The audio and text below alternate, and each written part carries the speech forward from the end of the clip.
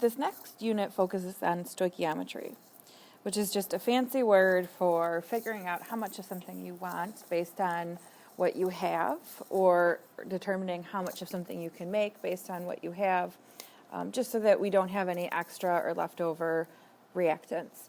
Stoichiometry is the calculation of quantities in a chemical reaction, and those calculations are done by using information from a balanced equation, which means that all of those equations must fulfill the laws of conservation of matter. You can't perform stoichiometry calculations if you don't have a balanced equation. So with this in mind, when you see an equation, the first thing you need to do is go ahead and balance it by counting your atoms, making sure you have the same amount on the reactant side as the product side. N2 plus H2 yields NH3. Let's balance that. 1 N2, 1 nitrogen plus 2 hydrogen yields 2 NH3.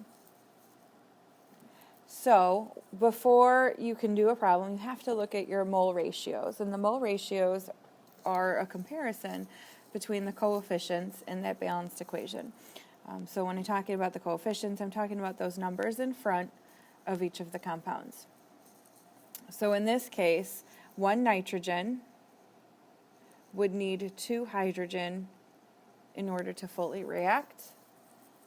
1 nitrogen would produce 2 NH3 molecules.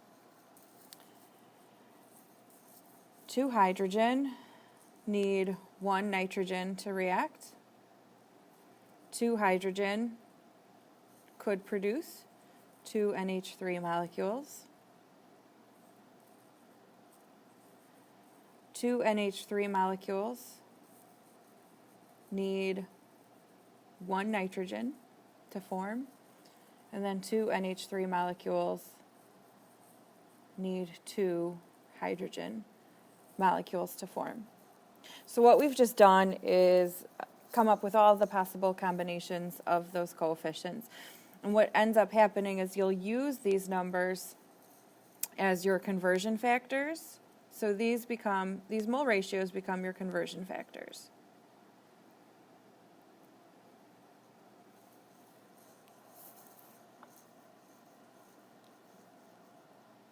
All right, let's look at another problem. This is a combustion reaction. C3H8 plus O2 yields CO2 plus H2O. I'll go ahead and try to balance it. We put a 2 in the front because it's combustion. 2 times 3 carbon, that's 6, so let's get 6 on the right.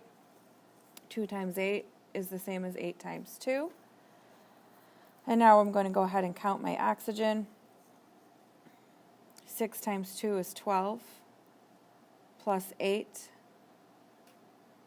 is 20, so I need 20 oxygen on the left-hand side, which means that's a 10. Now if I look at these coefficients, 2, 10, 6, and 8, those can all be reduced. So this becomes 1, 5, 3, and then 4. So let's write out all of our ratios, all of our possible combinations of reactant to reactant or reactant to product. 1 C3H8 needs 5 oxygen to completely combust. 1 C3H8 could produce 3 CO2. And 1 C3H8 molecule could produce 4 water molecules.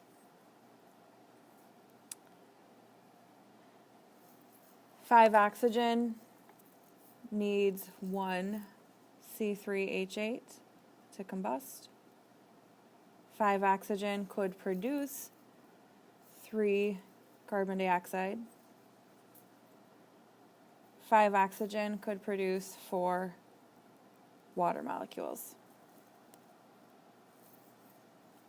Let's look at the products. 3 carbon dioxide would need 1 C3H8. 3 carbon dioxide need 5 oxygen atoms. and then 3 carbon dioxide would form 4 water. Okay. And then finally, our last possible combination, 4 water need 1 C3H8, 4 water need 5 oxygen to form, and then 4 water would need 3 carbon dioxide. So those numbers in the ratio, those come from the coefficients in the balanced equation, and they represent the relative number of moles of reactants and products. So 1 mole of C3H8 would need 5 moles of oxygen in order to completely combust.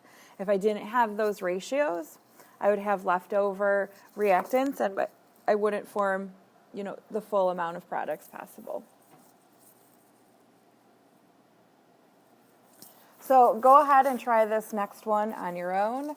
Balance the chemical equation, identify the type of reaction, and then write all of the possible mole ratios for this reaction.